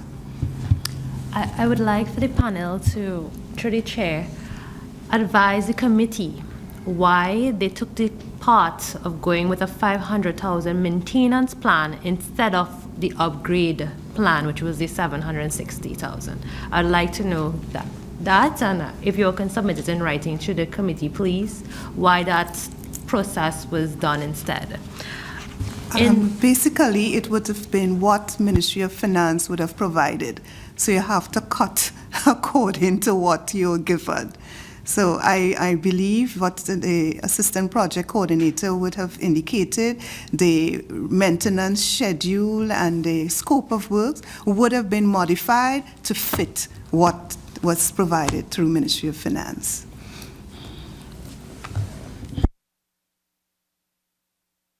Member Coffey. Madam PS, I just want to get an idea. I didn't see it, maybe it's here, about the process and the cost for the electric electrification of recreation grounds. I see them all over the place. There are several in my constituency, and sometimes the lights go out, and nobody knows who pays the bill, how to get it back on. What's the process? Actually, Chair, that project falls under the Ministry of Public Utilities, not the Ministry of Sport and Youth Affairs. Member Mark. Yes, thank you very much, Madam Chair. Madam Chair, through you to the PS, the Permanent Secretary rather. Sport tourism can generate not only vital foreign exchange for Trinidad and Tobago, but it can generate employment opportunities for our young people and for workers who are displaced in this country. Given the hundreds of millions of dollars that the taxpayers have invested in so many world-class facilities in Trinidad and Tobago, as outlined by Mr. Adrian Raymond in terms of a number of facilities throughout the country. Could you advise us in what ways does the Ministry of Sport and Youth Affairs, along with the sport company, plan to make significant contributions to this country's gross domestic product after the upgrading, the improving, and the construction of so many world-class facilities over the last few years? That is a question, Madam, I would like to ask the Permanent Secretary. Madam Chair, thank you, Member. This is quite consistent with our thinking at the Ministry of Sport and Youth Affairs and Sport Company. At this time, our Deputy Permanent Secretary sits on a committee chaired by the Ministry of Tourism, and they are treating with a sport tourism policy. But while we wait on that, we have been working with Sports Company and really with Ministry of Finance for us to open our national sporting facilities. I will let Mr. Raymond highlight the lineup we have in terms of the demand for the use of some of our facilities pre-Olympics. Thank you. May I just ask Madam Permanent Secretary, if in terms of the question, I think it may have required a much greater answer than the time would have permitted, and therefore, I'd invite you to also put that submission in writing for us and present it to us by next Wednesday. But we can share preliminary some of the engagements that Sports Company would have been receiving. Yes, and that's what I'm saying in terms of the question. Yes. If the wider answer could be put in writing Certainly, and submitted Madam to the Chair. committee by next Wednesday. Certainly, Madam Chair. Yes? Okay. Member Ramkisoon.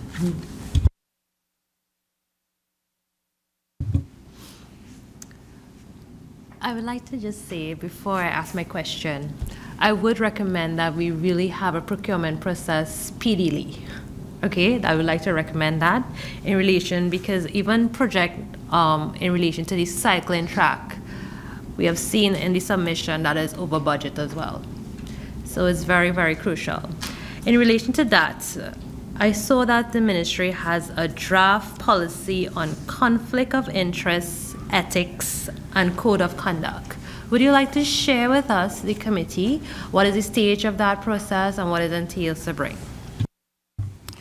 In respect of the code of conduct, we are following the public service regulations regarding the code of conduct that has been approved number of years. At that time, it would have been one of your members who would have been then the Minister of Public Administration who would have spearheaded that particular regulation. So we do have a code of conduct, but we are defining it in terms of our internal policy, and this activity is spearheaded by the Deputy Permanent Secretary.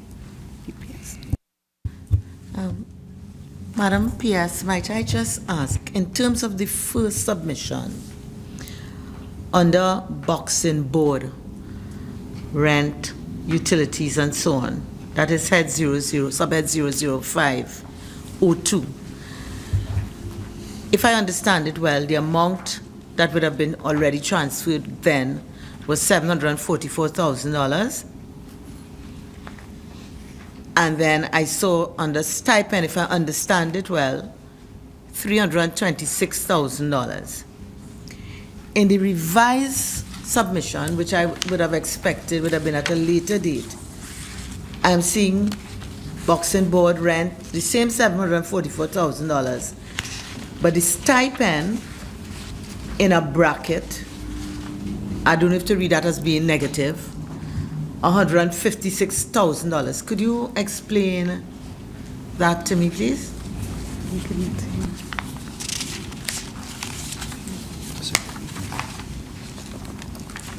The stipend different, the original submission at 326. What was realized, there was a double payment, so it would have been adjusted. But we can provide the accounting details. Just before. So what we're saying is, there was an error in saying $326,000, and really the correct figure is $156,000. What was realized, at a particular time, there was a payment that was made twice in a particular month. Okay, so we will have to do some accounting adjustments regarding the payment of the stipends that would have been made in a particular month. They might have been received of. So if I understand, this is not just a book adjustment. I would think then that going forward, there would be maybe a month that a payment wouldn't be made, or it would be adjusted, reduced proportionately in subsequent months. Is that what I'm understanding? It will have to be adjusted immediately because a new board is soon to be appointed. This stipend would have... Excuse, I don't understand the word adjust. Reduce, and I'm not sure. Adjust, I'm saying, could be just a book entry, and I want to know in reality what it means. If there was a identification that there is an overpayment, I'll have to use the word adjust or varied in the accounting records. So the figures here would certainly be the revised figure that should have been shown for this month, because the overpayment would have taken prior to in the previous submission that we would have submitted. Those figures would have been picked up. Okay, so the $156,000, what does the bracket mean? Or that's an error? Is that to an error? What is it? Stipend is about 26 per month. Okay, the total figure for the board member stipend is $26,000. So the actual per month 26 per month by 6 months. By 6 months will give you the total figure of $156,000. Yes. Yeah. Right. So that it's only $156,000 has been paid. And then I'd want to ask, in terms of auditing, does the ministry or the sports company audit any of the entities to which transfers are made? The internal audit audits the Boxing Board of Control. Sports company will have their own internal audit system, and of course their external audits for the audited financials. Regarding our national governing bodies and other agencies, this is how we are hoping to strengthen regarding our monitoring and evaluation system. We are going to be putting that particular personnel to be engaging through their monitoring and evaluation process an audit rule regarding the subventions and monies that are disbursed to these entities. So until this new system comes into place, has there been any auditing, monitoring, or evaluation of your national governing bodies? Well, when they do apply for funding, they are to provide certain documents, one of which will be their audited financial statements, their expenditure accounts.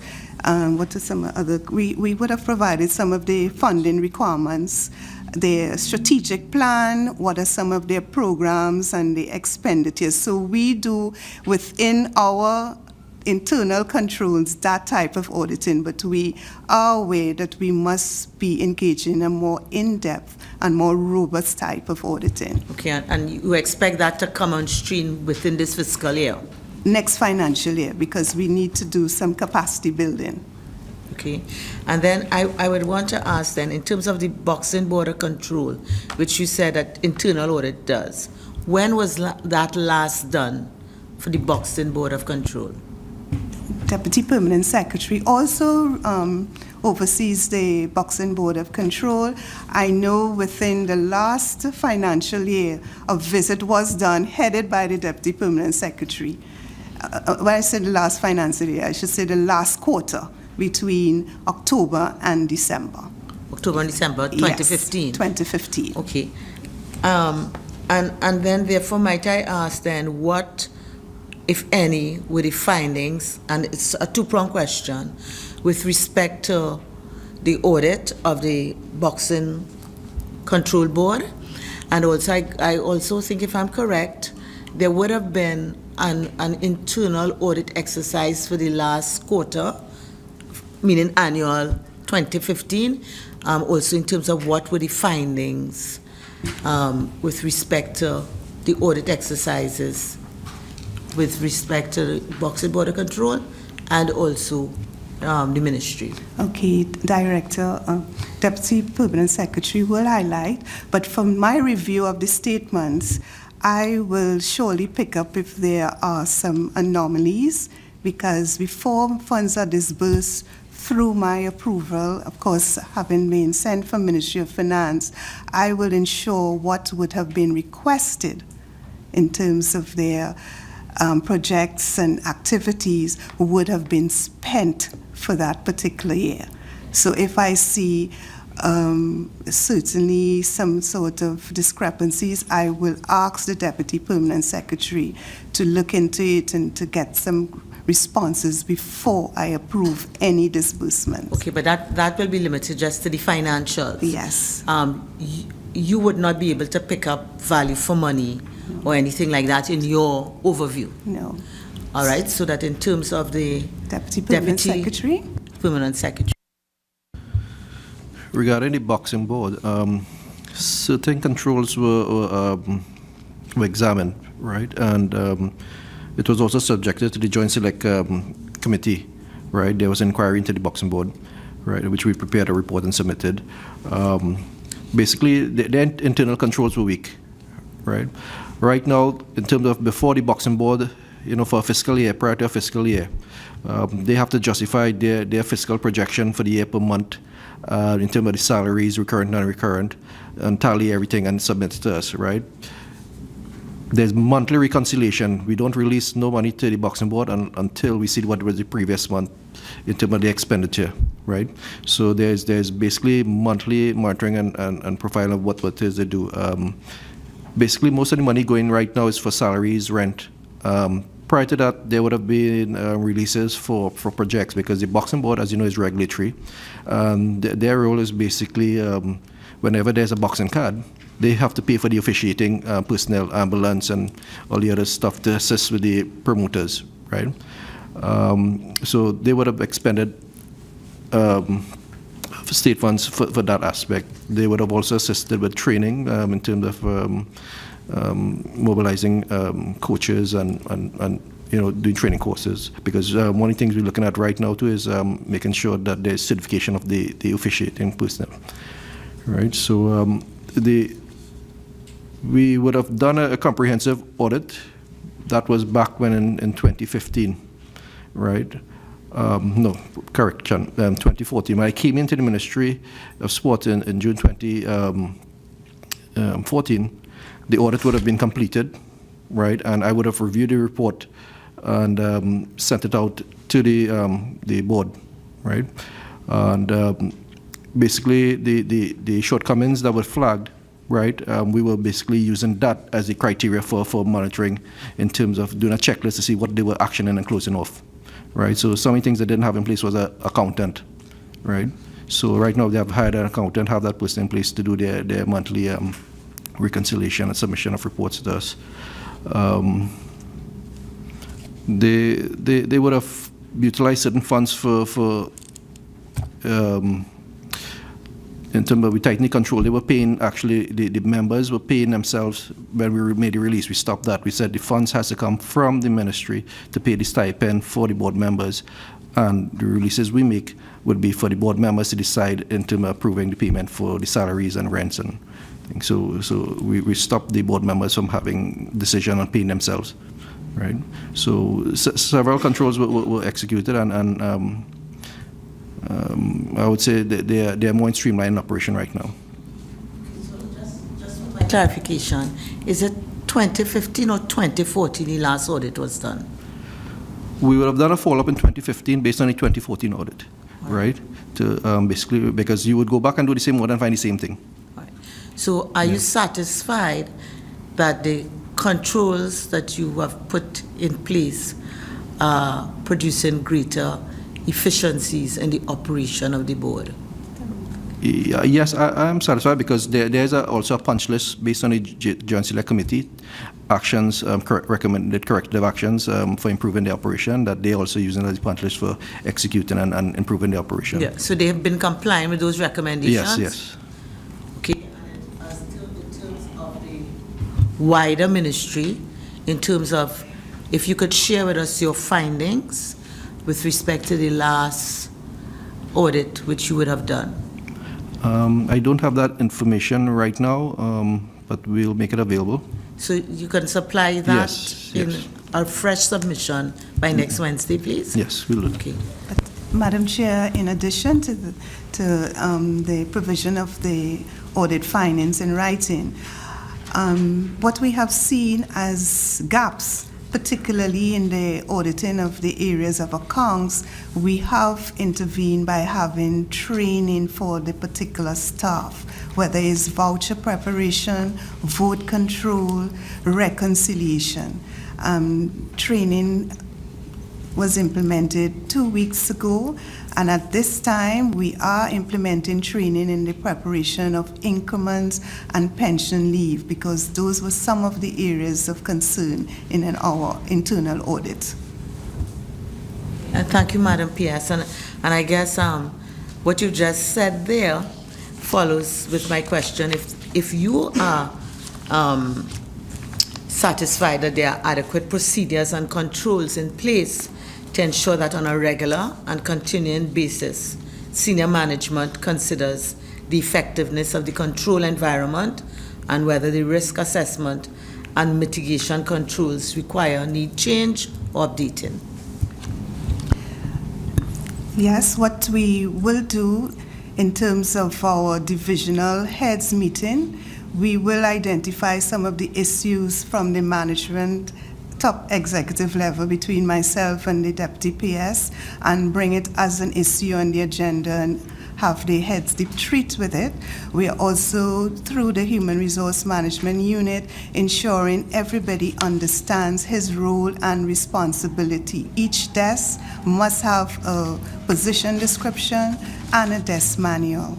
So these are some of the controls and systems we are also hoping to implement as we embark on recruitment of new personnel, that we have strong orientation and induction programs. People understand the role of the ministry, instill the new culture of managing conflict of interest, ensuring people abide by the code of conduct, understanding the regulations. So in all, I am satisfied that there are improvements that are happening. And also for continuous monitoring and assessment. Yes. And compliance. Yes, we are implementing, we have implemented quarterly performance appraisals, which come to me so I can see what areas of improvement and what supervisors are doing in order to assist their staff members. Member Mark. Yes, thank you, Madam Chair. May I ask the Permanent Secretary, under subhead 09, Development Program, Consolidation Fund, the Ministry and its implementation arm is engaged in a number of projects. In fact, Mr. Raymond advised this committee that there are over 36 active projects that you are engaged in. I wanted to ask if you could provide, through the chair, details on your project management strategies that you have adopted to ensure efficiency and efficacy in the delivery of projects under subhead 09? That's the first question, Madam Chair. The second question, my colleague, Ms. Melissa Ramkisoon, asked whether there is need for consideration of a new procurement approach to how you do business in the Ministry of Sport and in the sport company. I didn't get your response to her question as to whether you are in agreement as a recommendation that there needs to be a new approach to procurement at the ministry and through the ministry, its implementing agency, the sport company of TNT. And finally, could you help us to help you by sharing with us what would be some of your recommendations coming under these three headings: transfers and subsidies, development program, consolidated fund, and the infrastructure program? Could you help us to advise us how can we and how can you assist in improving that whole process, right? How can you, given these stringent conditions that the economy of TNT must go through, given what we are in at this time experiencing, that is collapse in energy prices, given those stringent conditions, what recommendations would you wish to advise and advance to ensure that a number of your projects are realized at the end of fiscal 2016, given the stringent conditions that you have to operate under? Maybe you cannot answer, Madam Chair, all of these questions immediately, and maybe what would be required is for you to put in writing those recommendations for the consideration of this committee, so we will try to help you as you try to help us, because the whole objective is to see how we can collectively assist your ministry in becoming more efficient, more effective, and more economical in these stringent conditions to deliver still high-quality goods and services to the people of TNT. Madam Chair, thank you very much, Member Mark. I think you anticipated the direction in which I would like to go, and I would ask the Permanent Secretary if these 3 questions could be sent by written submission by next Wednesday to the committee. I will allow one more question, and this would be from Member Rambarat. Just on the issue of public administration and the efficiency of public administration, I just have 2 quick questions. One is on the audit reports. Question is whether any of your audit reports have pointed to goods and services being provided to the ministry by employees of the ministry, either personally or through affiliates. That's the first question. You want me to ask the second one, or? The second one deals with a pervasive issue in government, which is overlap. So I recognize that the youth affairs portfolio of the ministry will have overlaps with youth programs of national security, those in community development, those in the Ministry of Social Services, in education, and even in agriculture. And then you just highlighted another one, which is not really an overlap of program, but an overlap of responsibility, with the Ministry of Public Utilities being responsible for turning on and turning off the lights at recreation grounds. So, one, the issue of audit reports and employees of the ministry, and 2, in relation to the efficiency of public administration, this issue of overlap and duplication as it relates to the youth affairs portfolio. And if I may be allowed to interject, I would again ask the Permanent Secretary to submit the responses in writing, because I suspect maybe on the issue of goods and services, the committee the members may not have come prepared for that sort of response having regard to what we had identified, but I do think it is an important question which the committee would like to get a response to. So if those 2 questions could also be written, if we can get those submissions by next Wednesday. Certainly, Madam Chair. Because we next meet on the 27th. Okay? So at this stage, I would like to suspend this hearing. I would like to thank the Permanent Secretary, the Deputy Permanent Secretary, the Acting CEO of the Sports Company, and the other functionaries, the Assistant Project Coordinator, the Project Coordinator, the Project Manager, and the Project Analyst for coming, for their cooperation with respect to the questions which were asked. The committee would communicate with the Permanent Secretary after receipt of the written submissions on next Wednesday, and we would indicate then if the members would be required to return on the 27th. So just putting you all on notice that you may have to come back on the 27th of April to assist the committee further in its deliberations. I would like to thank the members also of the committee for their thorough engagement in the process. I would also like to thank the listening public for participating in their viewing and lending their ear to this process, all in the aim of realizing better efficiencies for the people of Trinidad and Tobago. And therefore, I now suspend this meeting. I thank you.